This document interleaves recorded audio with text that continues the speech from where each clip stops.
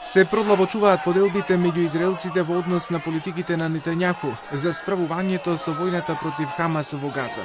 Жестоки судири меѓу полицијата и демонстрантите во Тел Авив, кои бараат поголем ангажман од владата околу ослободување на преостанатите заложници кои ги држи милитантната организација. Полицијата во неколку наврати употреби и водени топови со цел да ја растера толпата. The government abandoned these people and my sisters. 8 months ago almost, I could not stay at home. I had to come here and ask my government to bring all hostages home. We're coming here in order to tell our government that they're not doing enough to bring our hostages back, our loved ones. They're not initiating any negotiations with the terrorists.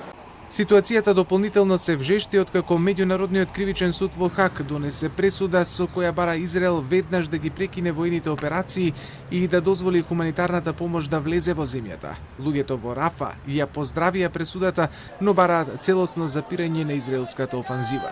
أنا بدنا وقف العملية نهائي، وقف إطلاق نار نهائي، وبدنا الحياة ترجع لطبيعتها لأنه إحنا بشر، وهذا يفوق طاقة البشر. حرام اللي بيصير. احنا اصلا كنا نترقب هذا القرار، يعني اصلا احنا كنا نامل بانهاء الحرب كامل، بس يعني كمان تخفيف عنا انه انهاء العمليه العسكريه برفح، لانه احنا يعني في كميه نازحين كبيره في رفح، في كميه ناس مهوله نازحه من كل الاماكن في غزه نازحه على رفح. Рано утро во камиони со хуманитарна помош почнаа да влегуваат во Газа од Јужен Израел преку нов договор за заобиколување на преминот Рафа со Египет, откако израелските сили ја зазедоа палестинската страна на почетокот од овој месец. Египет одбива повторно да ја отвори својата страна на преминот додека контролата не им биде вратена на палестинците.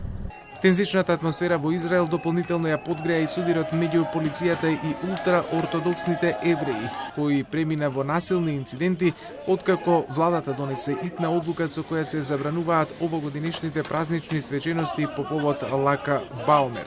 Празничните свечености во чест на рабинот Шимон бар Јохаи, мудрец и мистик од вториот век, се одржуваат на планината Мерон, но годинава тие се ограничени поради тековната размена на оган меѓу либанската милитантна група Хезболах и израелската армија во тој дел од земјата.